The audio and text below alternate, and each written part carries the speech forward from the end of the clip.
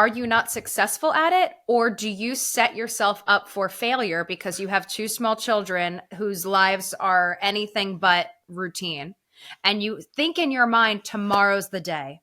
Tomorrow's the day I'm going to read and I'm going to meditate and I'm going to get my coffee and I'm going to be zen. And then I do definitely, I'm guilty of this in my life in so many areas, but I do definitely do that thing like it'll be better when, or Correct. it would be better yes. if. Like, yes. It'll be better when it's not the holidays and there's not so much to do.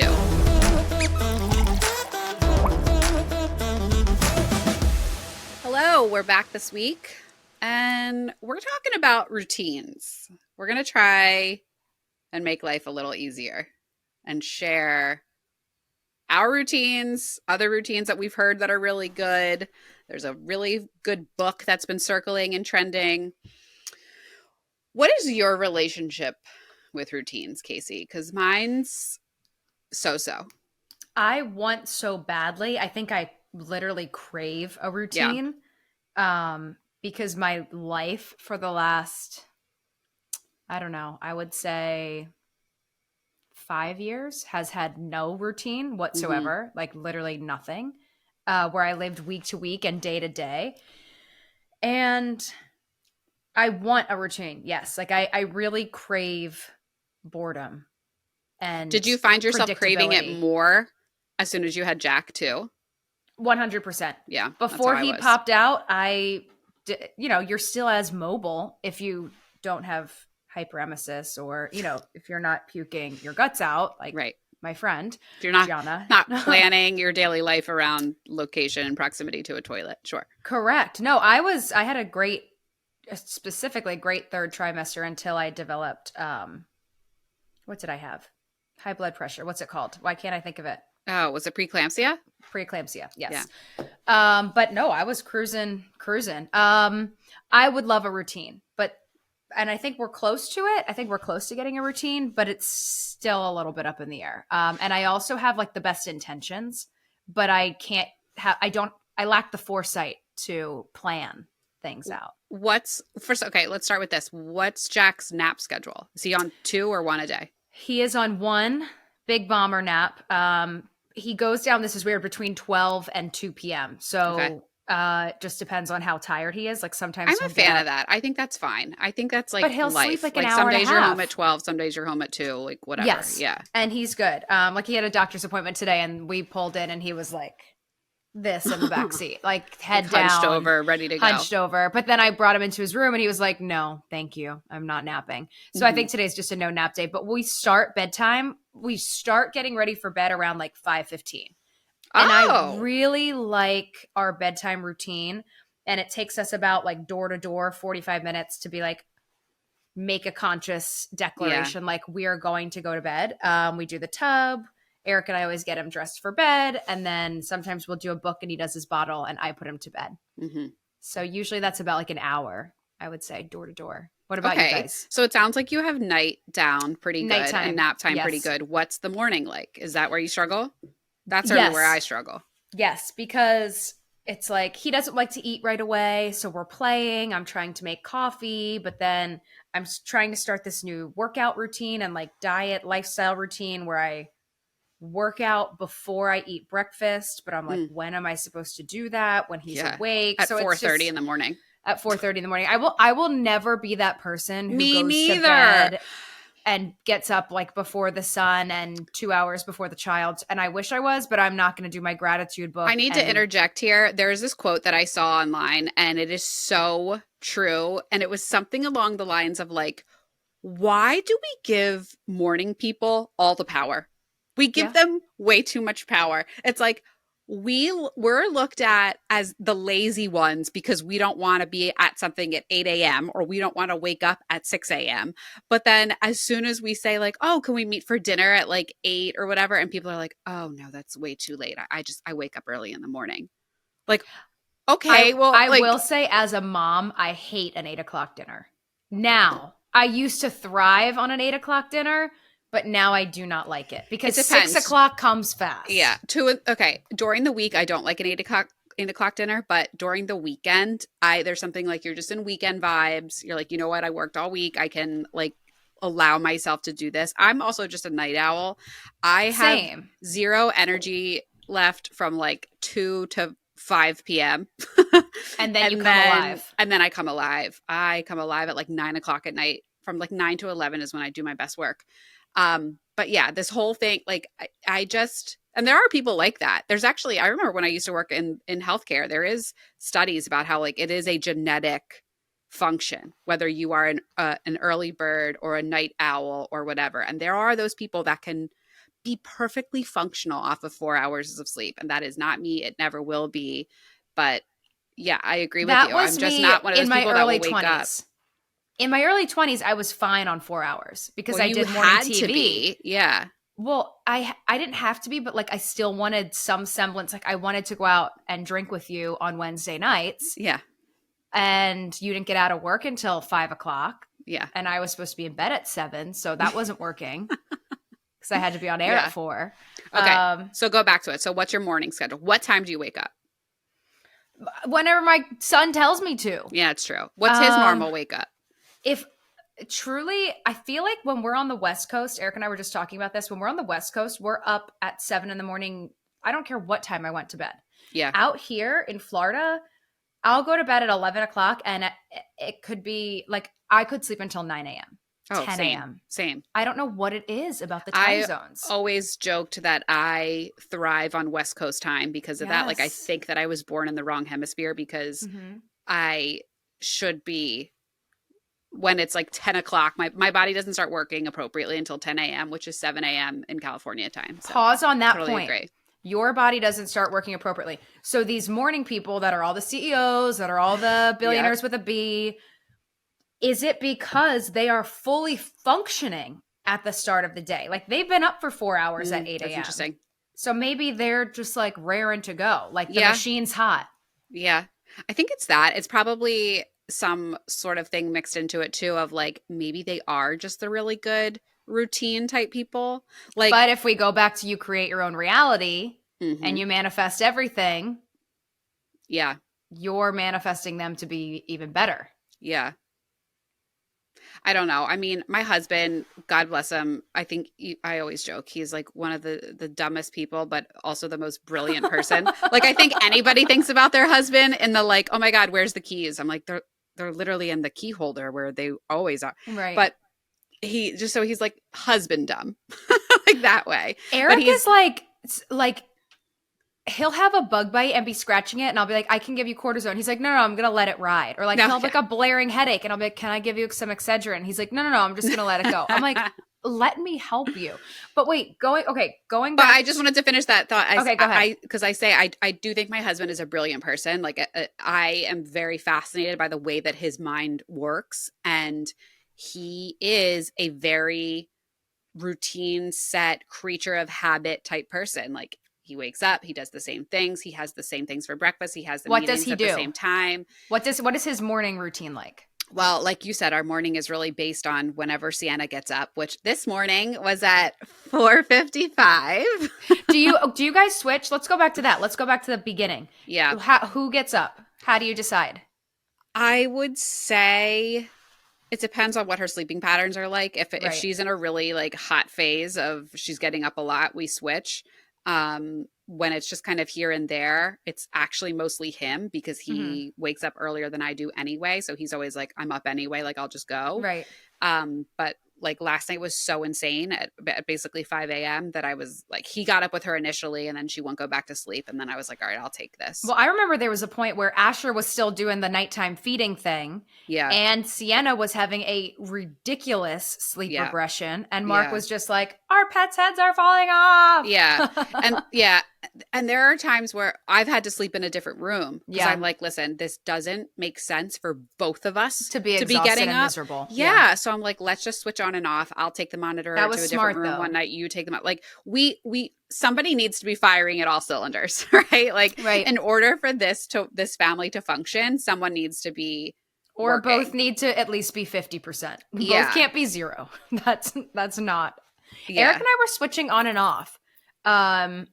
Like when Jack was getting up really early, like 5:30, because you still need, that is something like being a night owl, Jack, let's say on a good night, he's asleep by 6:05. On a bad night, he's asleep by 7:30 at the latest, if we like go to dinner or whatever. So it's like, I need time at night to just be and like probably watch Twilight for the 67,000th time and like go through my closet and like just putz. I just want to putz around. Even if somebody else has them or they're off playing in the corner by themselves, like that part of your brain is still on and still lit up. And you're still worried about them. Are they okay? Is the person that's watching them okay? Do they need something? Is it weird that I'm not there? I feel guilty for doing whatever. Like truly the only time that my nervous system can be at rest with the kids is when they're in their bed and they're asleep. Yes. And you have eyeballs on them and you're watching them on the monitor. Yeah. Yeah. You just made me think of something else I was going to say with, gosh, I don't know. Their bedrooms. Oh, I know what it is. So like, okay, up at crazy hour this morning. Again, for me, crazy hour. Maybe that's normal for some people. Some people go to these 5 a.m. workout classes. That's absolute insanity to me because for me, an early workout class is like 8:30. But I feel better in my day when I wake up early like that. I know that I feel better about myself. It's like, what is worth more currency to me? Those 1 to 2 extra hours of sleep that I get that probably aren't even that good. I'm probably half awake, half asleep because I can hear the kids down the hall. Or the fact that I feel good about myself because I got up early and I did read my book and I did have my coffee and I did do the things that are going to be beneficial to my day. And so it's like weighing that out, but this has just been a constant struggle in my life of making that actually happen. So we're going to talk a little bit later about some like tried and true things that you can add to your routine. Two things I want to say. Yes. Number one, and this is rhetorical, how placebo is coffee? Truly. As I take a massive gulp. I don't know. And I think that might be like something in people's, I'm not a scientist. I'm not a doctor. We pretend to be sometimes on the show, but maybe there is a placebo to coffee. And the second thing is, if you were to peg a perfect window of sleep, which actually with the Aura ring, which I haven't worn in a while, I have to charge it. I didn't bring it with me on my trip. Somebody recommended that to me, actually. I might want to check that out. I love it because I hate the stupid Apple Watch and it always dies. It predicts or shows you like the window of time where you really must be asleep, like wherever the maximum restorative things are happening, wherever the magic is. Like I think mine's like 2 a.m. to 3 a.m. or something like that. And our doctor actually told us that testosterone is replenished. Maybe I'm using the wrong word, but like the best time to be asleep for men to like charge their testosterone is between 10 and midnight. So that's the window that they like want you to be asleep. Yeah, I don't know where that came from. You can fact check me on that. I think I'm correct, but Mark gets that. Like Mark's very good at he falls asleep instantly. Like he can he's out in REM phase by the time he's finished saying the word goodnight. Eric and I will get into fights because I'm literally talking to him and he's like, "Case, I'm sleeping." And I'm like, "You weren't sleeping 30 seconds ago." Yeah. But no, it's true. Yeah. They can fall asleep. If I'm ever like, maybe that's why. Verge, maybe it's all the testosterone in their body. They just charging up down there. They just get, as soon as they close their eyes, they're out. The only time I ever like pass out, this happens. Like the phone smacks me in the face. Like I'll be on and then I'm like, okay, I gotta go to bed. Like that happens to me so much as a mother now. It's insane. And I actually just hit my head pretty hard when I did that demonstration. Anyway, routines. Yeah. So one of the things that we're going to talk about is like where you put your phone at night and how that reacts to it. So we'll go back to that in a little bit. But because of what you just said, I use my phone to help me get to sleep so much. Like if I wake up in the middle of the night, like Sienna sometimes will like yell out or Asher yells out. I don't know if Jack does that. Jack like, "Mommy!" And I'm like, yeah. And then he just falls right back down and goes to sleep. And I'm like alerted. But then sometimes. What does Sienna say? Like, so she's a sleep talker. I'm a big sleep talker. She's also into having dreams now, which I would be fascinated. We need to get somebody on to talk about dreams and how that like affects us and our kids. I think like a sleep interpretation is so fascinating. Fascinating. If I can't get back to sleep, which is rare, but I grab my phone and I read. I'll find some random article, and just the act of reading puts me to sleep. Are you big on like night mode or whatever it is, like the yellow screen, whatever? Yes. Yeah, I do that. Which helps. The things I do, because I would be in hotels all the time for Mansion Global when I was filming that with Fox, all over the place, like crazy travel days, like trying to fall asleep, like call was at 6:30 in the morning. So I'd try to get to sleep, and the Calm app really helps me. I like the sleep stories. I like the rain. And then there's this playlist on Spotify that my cousin sent me. And then are you familiar with like the different hertz tunings of sound? Kind of. Like I know of it. I don't know anything about it. So this is the 528 hertz sleep frequency. That's the name of it. It's by Miracle Tones on Spotify. And it repairs DNA and brings positive transformation. Fall asleep and meditate to the solfeggio. Is that how you say it? Solfeggio? Love and miracle tone? I don't know. Whatever. But I listen to that a lot. And Eric calls it the spiritual music. So if it's ever like too quiet in the room, he's like, can you put on the spiritual music? I'm like, I got you. Like, I think it sounds like a church choir. Like, can I play it for you? Yeah, let's hear it. This is the anxiety relief. It's the first Are there any voices that come in? I feel like there should be a voice that's like, no. You are here. You are safe. DNA repair. You are listening to Mother Up. Yeah, like literally. Maybe we should do that. You are with two moms who are crazy, but are here to help you in your life. Our Reiki specialist in Malibu did something like that, but it's like a breath work. It's 10 minutes. Yeah. So we're going to come out with the Mother Up breath work thing that you can do every morning. And this is what it's going to sound like. Go ahead. Guide it, Gianna. You are here with Kacie and Gianna. Take a deep breath. Let out your stress from the day. Throw something across the room. Your husband is an idiot. You're correct. Your child is a devil today. You're right. And you know what? That bitch across the street, she had no right to tell you how to be a parent. You should put a piece of dog poop in her garbage. And you know what? You're doing great, sweetie. You're just where you should be in life. And you're doing everything right. So open up that bottle of champagne. Pour a large glass. And if you want to spite by that purse, just rent it. Are we going to get in trouble for stealing music? Wow, we really went off on a tangent there. Oh my God. We have either pushed our audience over the edge and they stopped listening, or they've fallen asleep. So, or everyone's heart rate is just like, oh. Yeah. You're welcome. Thank you. That ends our meditation for the day. So that's kind of our overview of where we are with routines. I'm definitely like lukewarm on them. I'm the same way as you. I need them. I thrive on them. There are ways that I can enhance them in my life, and I'm just not successful at it. Okay, well, I'm stopping you right there. You're not successful at it. Are you not successful at it? Or do you set yourself up for failure because you have two small children whose lives are anything but routine? And you think in your mind, tomorrow's the day. Tomorrow's the day I'm going to read and I'm going to meditate and I'm going to get my coffee and I'm going to be zen. And then I do definitely, I'm guilty of this in my life in so many areas, but I do definitely do that thing like it'll be better when. Or correct. It would be better if.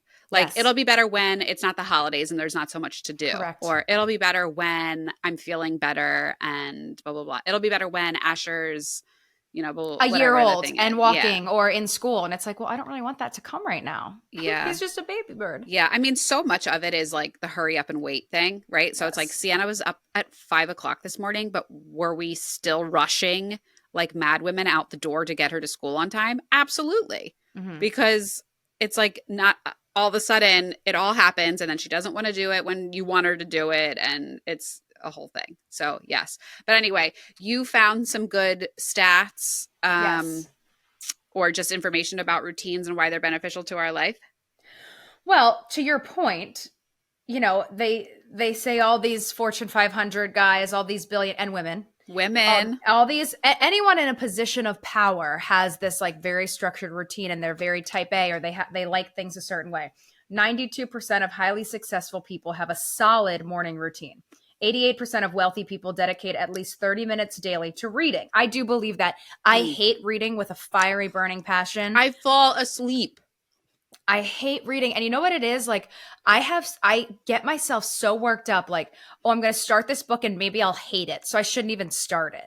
Like, oh, maybe this book will be terrible and then I'll have wasted time. So I do that to myself, which is detrimental.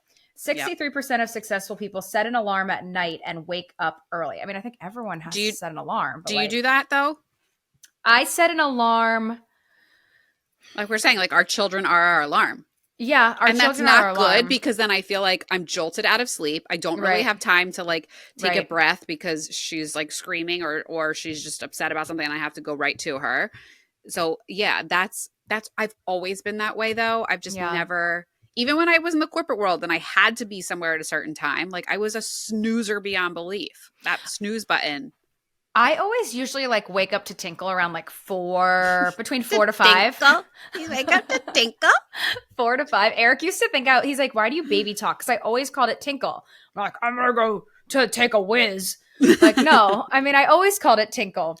And now that we have a baby, Eric's like, it's called pee-pee for Jack. Okay, well, Mark and I will be in all adult settings and we'll look at each other and be like, I have to go potty. I'll be right back. Well, that's why we found a common ground where mommy's tinkle and daddy's and boys pee-pee. So that's where we live. 92% of people with a morning routine consider themselves highly productive. 72% of people without a morning routine consider themselves highly productive. Oh, I am not in that 72%. I said, the mornings that I don't wake up early, I feel like I'm such a waste.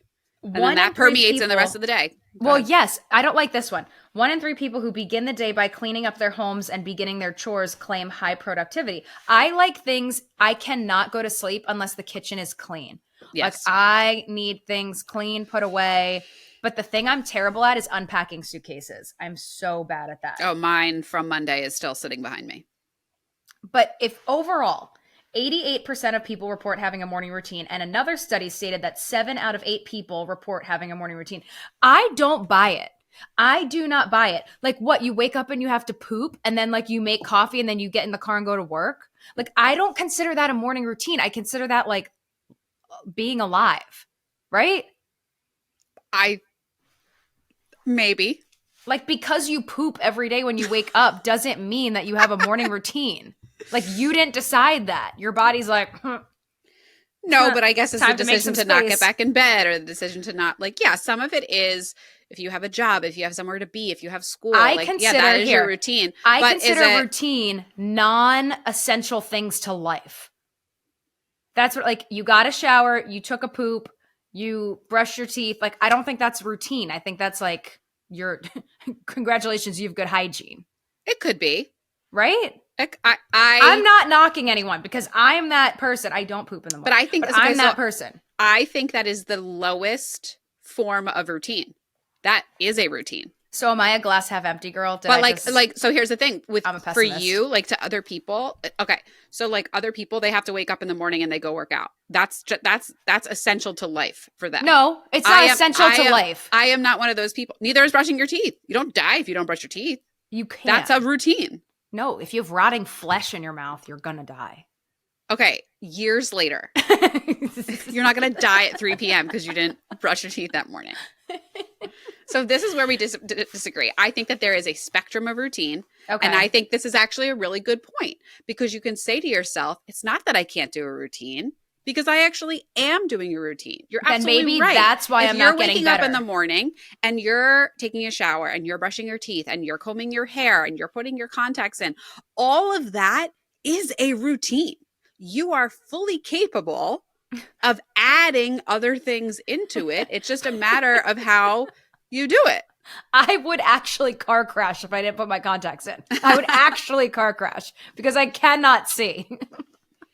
Yes. Oh, okay. I need to get LASIK. But no, maybe that is my problem. And maybe that's why I don't see those giant improvements in my life and like my well-being because you've already done in that right? mindset. Like, and this is an interesting part to reflect back on. You do those things because somebody taught you that routine. you in about a year are going to be teaching to Jack that routine. You wake up in the morning, you go to the bathroom, you brush your teeth, you come to your little chair, you have your breakfast. Like that is part of a routine. How does he not know that he can't just wake up in the morning and go straight to like the slide outside? Well, you I can't. also That's have not the to routine. brush my teeth because I want another child. So I'm not going to be like the sexiest lady in the house if I've got halitosis. Right. I mean, I'm also no doctor, but I'm pretty sure that's not how babies are made, but sure. The first step to getting pregnant is having a clean mouth. I feel like that's like an Orbit commercial. Like when the Orbit commercials used to be so funny. Yeah. So, okay. It's a gateway drug to getting pregnant. If you don't want to get pregnant, don't brush your teeth.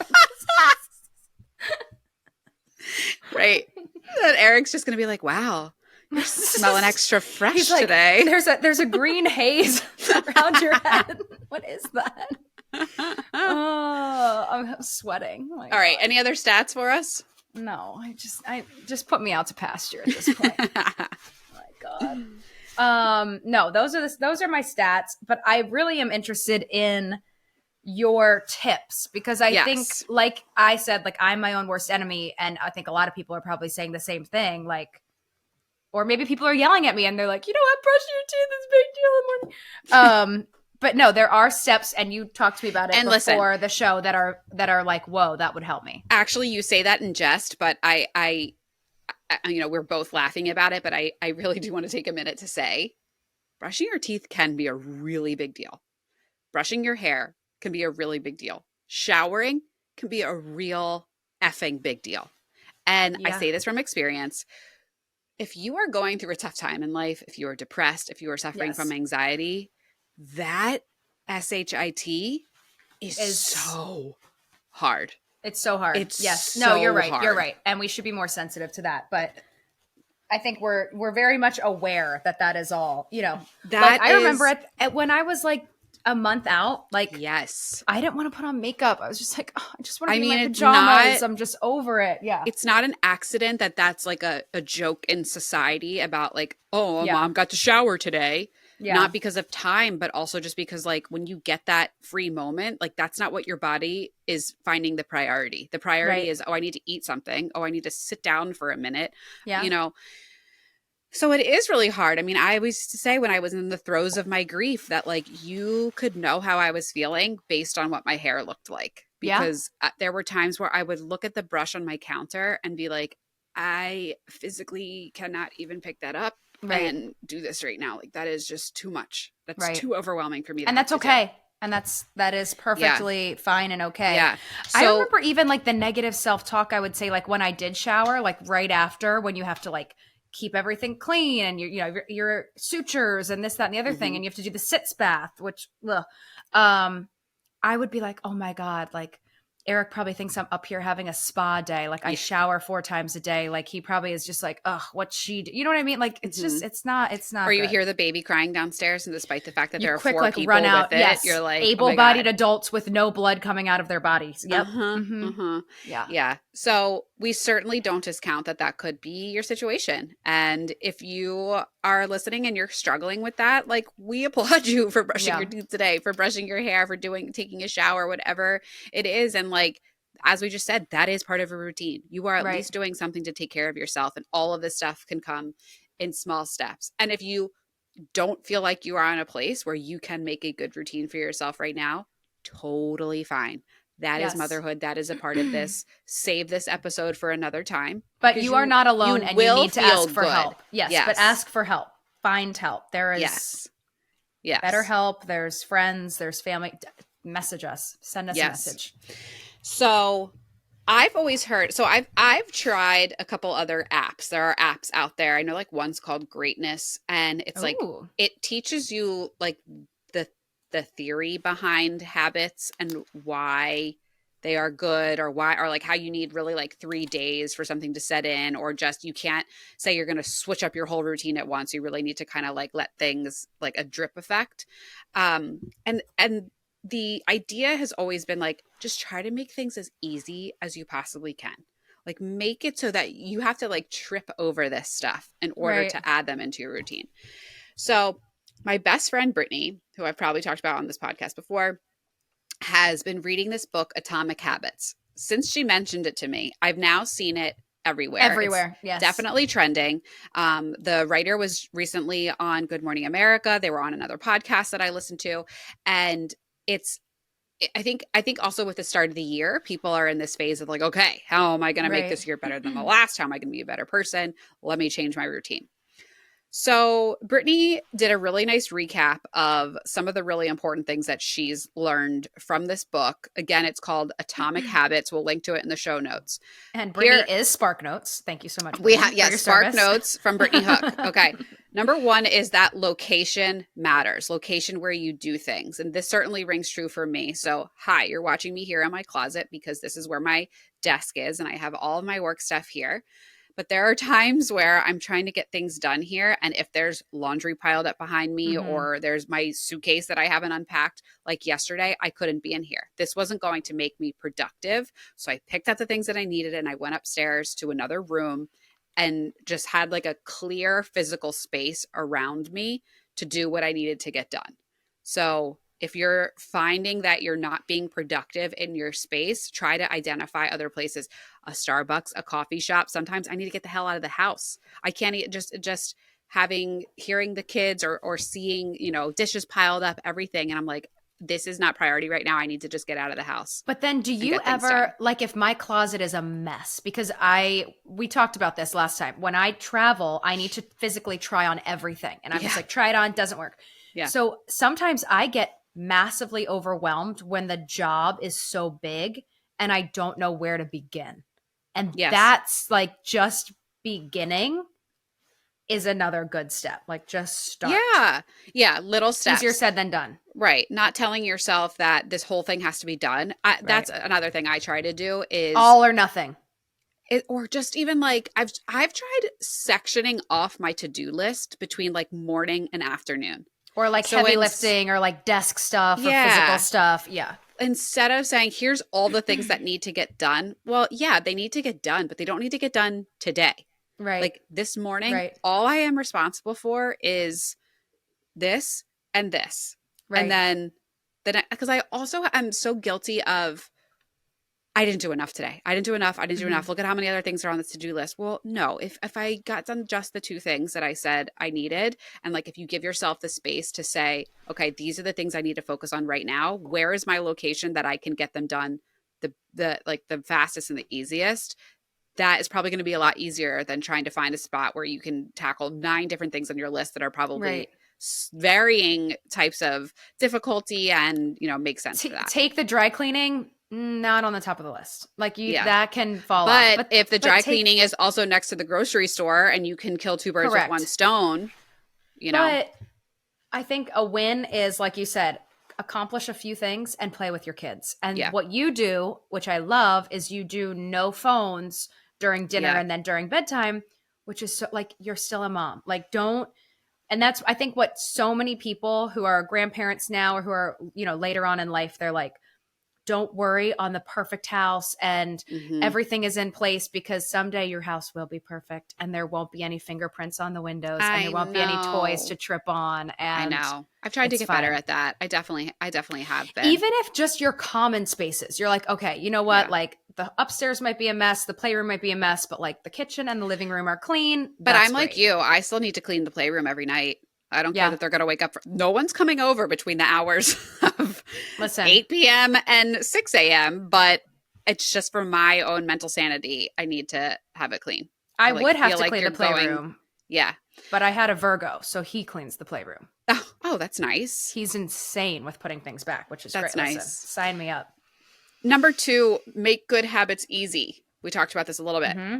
And when you and I were talking offline about this, it's like, some of this sounds like, oh, this is so like, what's the word I'm looking for? Like obvious. Duh. But it's just, if you want to work out in the morning, lay out your clothes, lay out your workout clothes. So the first thing you do when you wake up in the morning, it's already there. You want to take the decisions out of it for you because we make enough decisions during the day. Well, that's even something. So me right now, so I'm just starting working out again because I've gotten to the point and good for you.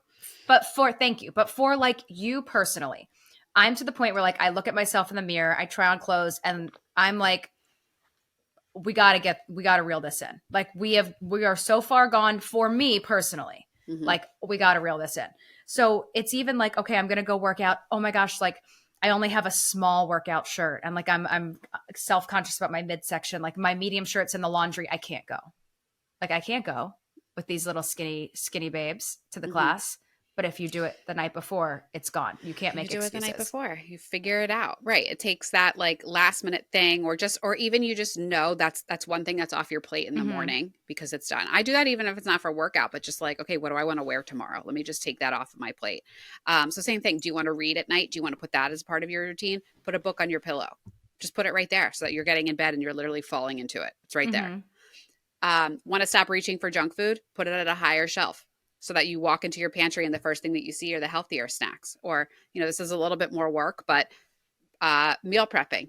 Prep some healthy snacks and just have them in those little compartmented Tupperware so that it's right in the fridge. You can just go right in there and you have it done. Also, the book tells you about calling it habit stacking and not routine, which I think is super interesting, and those like weird little brain tricks that you can do for yourself. So she said habit stacking is just a fancy way of saying routine. Make it so easy to just go from one thing to the next. This is what Brittany does from the book. I put my phone in the bathroom at night, so when the alarm goes off in the morning, I have to get up and turn it off, and I can't hit snooze. So I've seen this before that people have done this. Brittany takes it one step further. Like they put it on a dresser in the room. Brittany takes it one step further and puts it in the bathroom and says, since she's already in the bathroom, she's at the sink, she brushes her teeth, she washes her face, and she just keeps going and so forth. I have thought about doing this. I've never done it. I think at the end of the segment, I'll tell you what I think about that. But it's good for EMFs. My sister used to do it with math problems. Like you had to do a math problem to turn off the the alarm. Have you seen the video circulating? Phoneless for a decade. Oh, for sure. There's a video circulating on social media, and I want to say it's like a rugby coach or a soccer coach. It's a guy over in Europe, and he says what he makes his guys do: brush your teeth with the opposite, like your non-dominant hand. Stare in the mirror as you're brushing your teeth and say, I love you. I love you. I love you. And it just like somehow rewires your brain. That was actually, I mean, there's truth to that. And one of it's so hard to brush your teeth with the other hand. One of the apps that I used, that was part of it. It was like, you have to look in the mirror and say something nice to yourself each morning. Which again, my sister would do like silly, little sticky notes, like little Post-it notes. Yeah, like you're doing a great job. You're doing amazing, sweetie. Do it. Try it for a week. Try it for a week. Yeah. Habit stacking.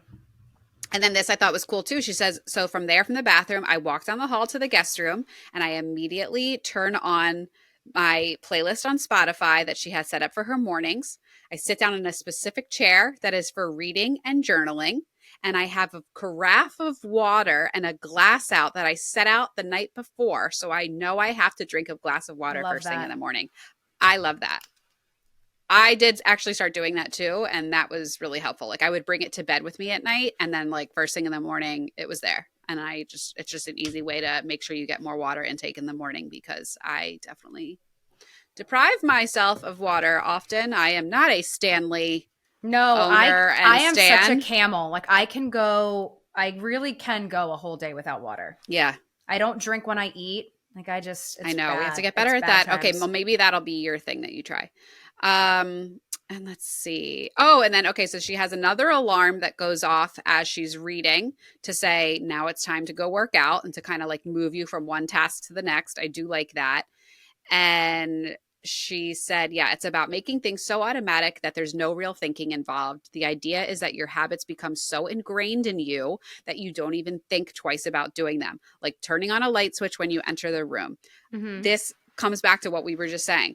What we don't think is a routine, as waking up, taking a shower, brushing your teeth, brushing your hair, whatever, that is routine. Yeah. That has been so ingrained in us from day one. So if we start adding these other tasks that we want to add to our habit stack or to our routine, they will eventually, in a few weeks, in a few months, become so ingrained that they are so natural and you can do them without thinking. But it does take time. It does take time. So what I wanted to say to kind of round up this segment before we do one little thing before we close out, I would like you and I to commit to trying one thing and reporting on it for the next time we have a solo episode. Yikes. Okay, And what's yours gonna be? I would like the audience to do the same, and I want you guys to tell us what yours is. Comment with us on social at MotherUpPod. I think I am going to try putting my phone across the room and setting an alarm. I mean, I'm proud of you because of the EMFs that you're going to be saving from your brain. Yeah, I just get nervous, like I said, because I use it to fall back asleep in the middle of the night if I need to. And that makes me a little nervous, but I want to try it. Okay, do you have one in mind? Because I feel like yours should be the water thing. I think you should try to drink more water. I think I should try to drink more water. I think it needs to be, what I would love is, this is a twofer. I would love to read and work out. I would love to commit to reading and working out, but I'd also love to do the meal prep because the snacks are where I get, it's like, oh, I'm preparing Jack's and like he gave me one, or I licked my finger and it has something on it. You know, it's just those bottomless, stupid calories that you get by like testing your baby's food or whatever. Yeah. But what I found in the meal plan that I've been doing, I know I've been talking about it here on this podcast, is the more that I eat the stuff that's right for me, the less I am inclined to be eating my kids' snacks. For sure. Are you still dairy free? No, I'm not dairy free. A couple weeks. I folded that back in, and I still am mainly gluten free, but I'm not like 100%. Like I got a sourdough starter for my body Christmas. Can. Yeah, but it doesn't matter that you're not celiac. The problem is, and here I go with my tinfoil hat, and it's not really tinfoil. No, I know the chemicals and stuff any in it. type of bread, even if you buy bread at the food store, you go to the food store, you buy sourdough bread. You're like, yes, look at me, I'm like being awesome and eating sourdough. There are 45 ingredients in there and preservatives. Yeah. So it's like, what the best thing you can do is, and I know I sound like I'm Little House on the Prairie girl, but like the best thing you can do is buy direct from the bakery. Buy your own chicken. Buy your own. No, I mean, well, I found Seven Sons, which is a website. This isn't an ad. I purchased my meat from them, grass-fed, grass-finished, because you just saw the new report that came out that microplastics are literally in everything. Yes. Did you see that? It came out like earlier this week. Yeah, like in the water of the plastic bottles, which actually I did just get a whole set of glass bottles that I've been of doing. It's in the bottles, but a study conducted by researchers at the nonprofit Ocean Conservancy found that approximately 88% of protein samples tested contained microplastic particles. That is because what people don't realize is like expired candy bars, expired bread. It is ground up, it is made into feed, and it is given to pigs and livestock, and they don't take the wrappers off. So these animals are eating plastics going into their system, and you are eating these animals. So you have to know where you're.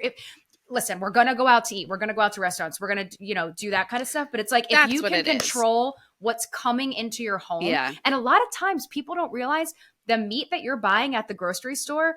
Oh, don't worry. I bought a filet.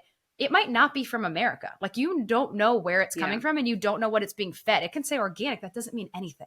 Yeah. So what you need to do is you need to like do the research and be the quarterback of your family, which again, nobody needs another job, but that is something that I will die on that hill, and I am the gatekeeper. And I agree with you 100%.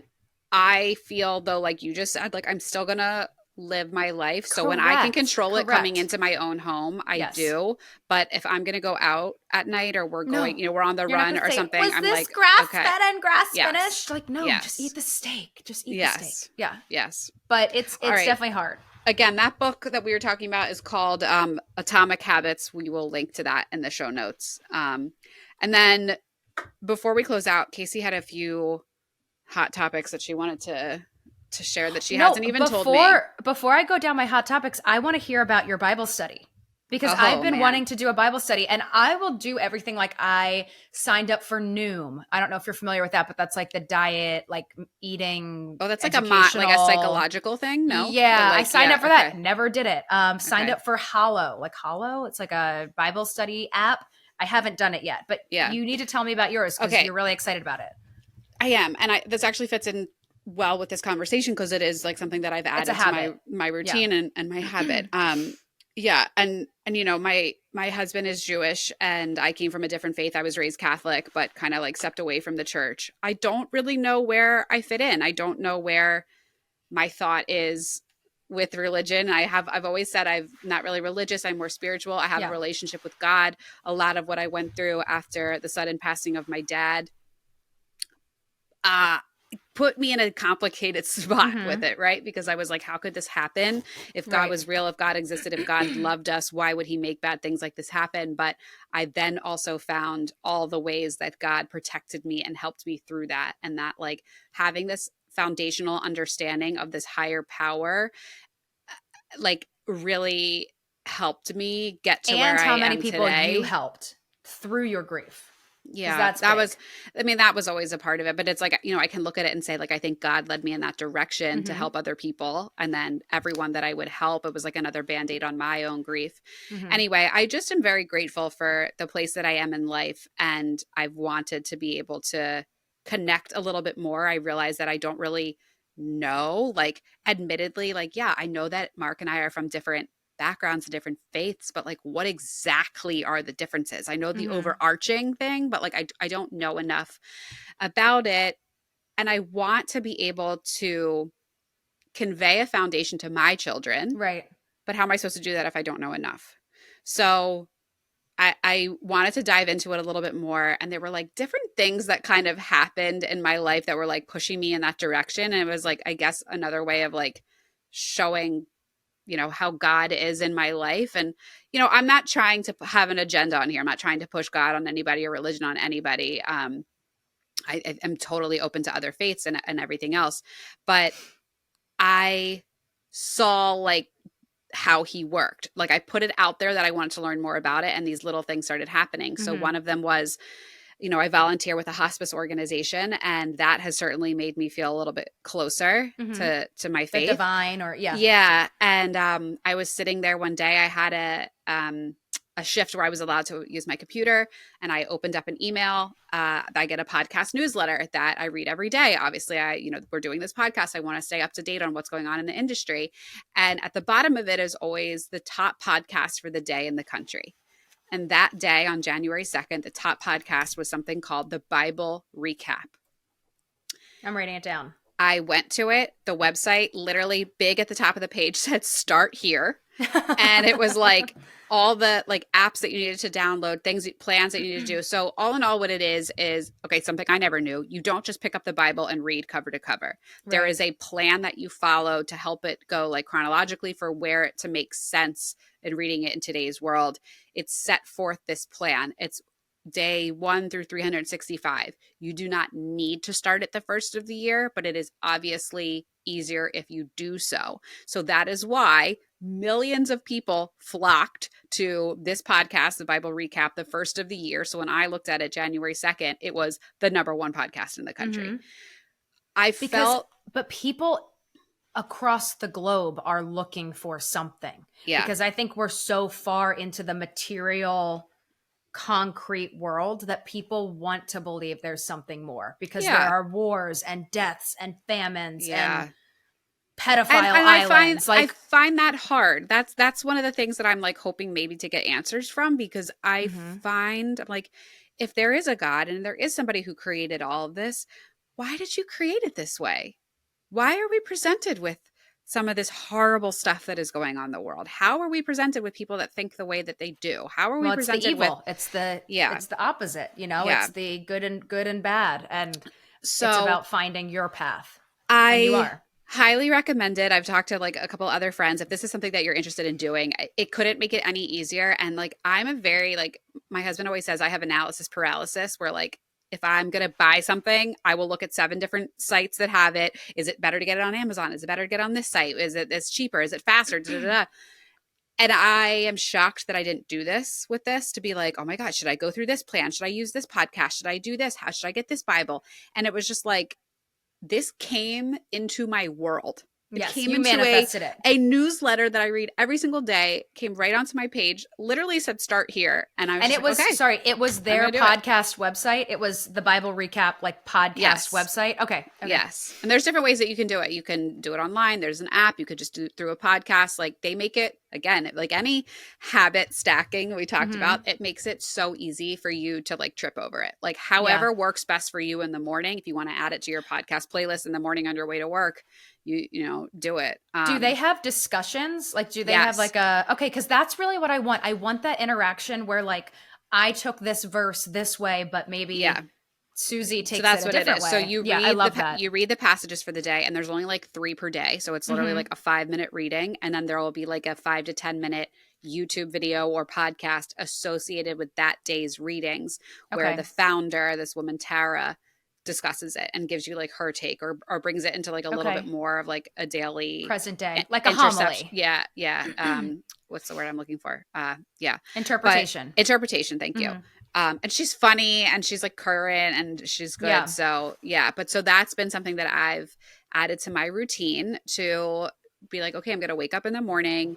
This is something that I'm going to do. I really have tried to stick with it. And I'll tell you, I got like 3 days into doing that. And then we traveled and it was a little bit more difficult, but I'm trying to get back to it this week. And I think that needs to be the takeaway is, and I need to get better at that too, is like, that's, you know what, I'm like that with taking vitamins. Like we've done this alternative medicine, this naturopathic doctor, we have like this whole vitamin regimen and there's like 20 vitamins I have to take in a day. And if I don't take them, I'm like, well, that's it. I know. I have to find a way to get better at that. Same thing. I went like a month of doing it well and then I stopped. Well, it's when you travel. Yeah. And taking that many vitamins, like you're going to pee then for the next hour 62 times. I'm going to make a note for myself. There's this vitamin like case that I got. It's like, it's pretty compact, but it comes with every single day and then 3 times a day.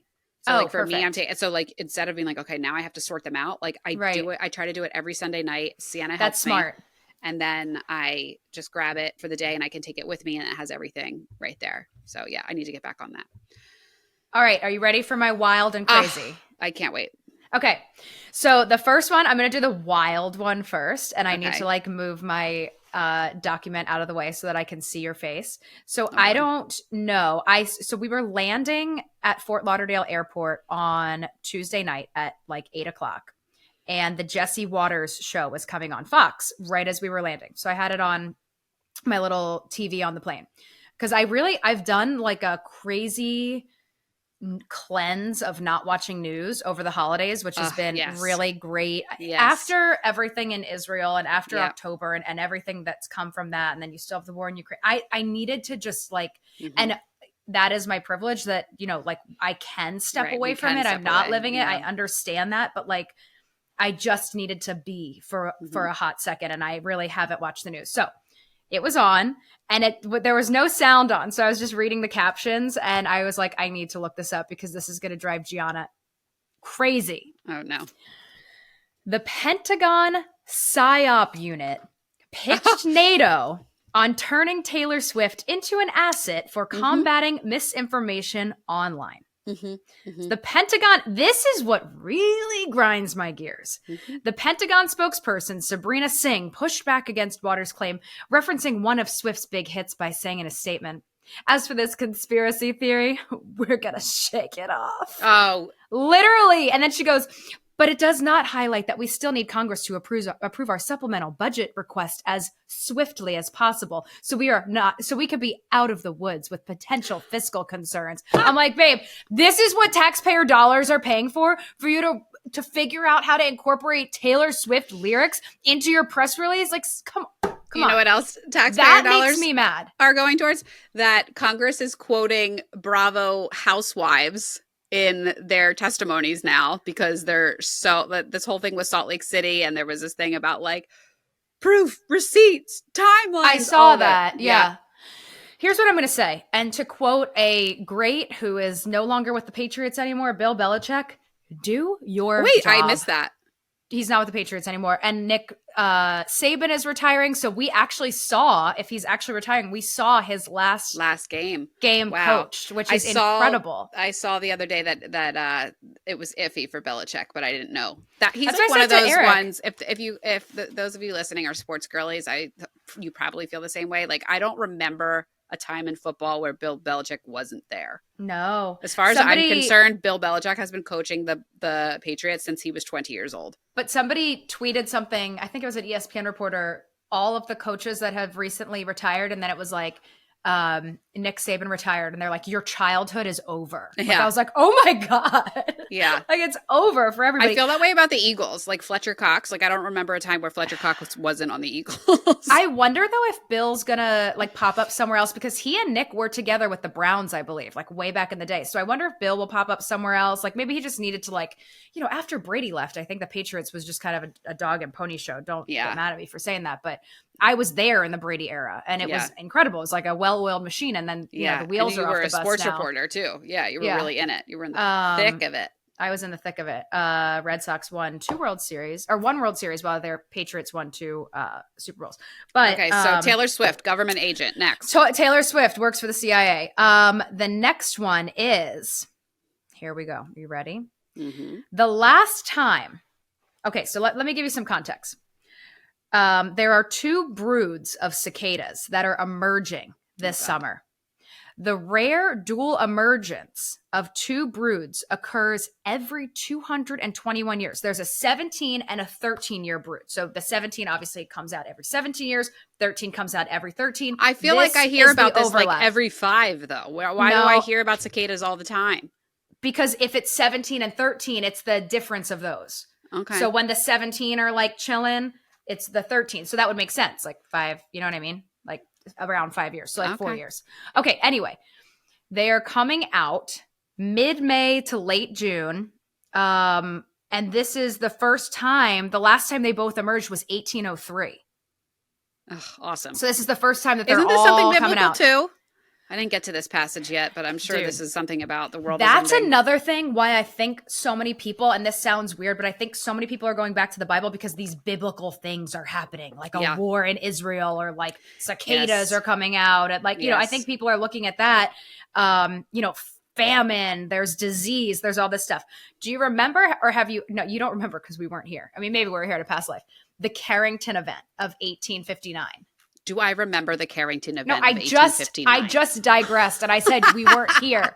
You remember that summer of 59, 1859? That was the summer we used to go to SIPS, wasn't it? So it was a solar storm, and that is like the latest buzz on social media, that there's going to be a solar storm. Would anybody? I'm just taking the temperature of the audience. Would anybody be interested in an episode on preparedness if the grid goes down via a cyber attack or a solar storm? You were just dying to wear your tinfoil hat for another. But think of it this way. So back in 1859, you didn't have electricity in homes. There wasn't the internet. So the solar storm happened, and they're like, all right, get back on the plow and do the field, Jimmy. Like, you know what I mean? Like, no one cared. Like, you got back on your horse and went to town. I do think about that often, of like, you know. We are so reliant on the grid. We are so reliant on the internet.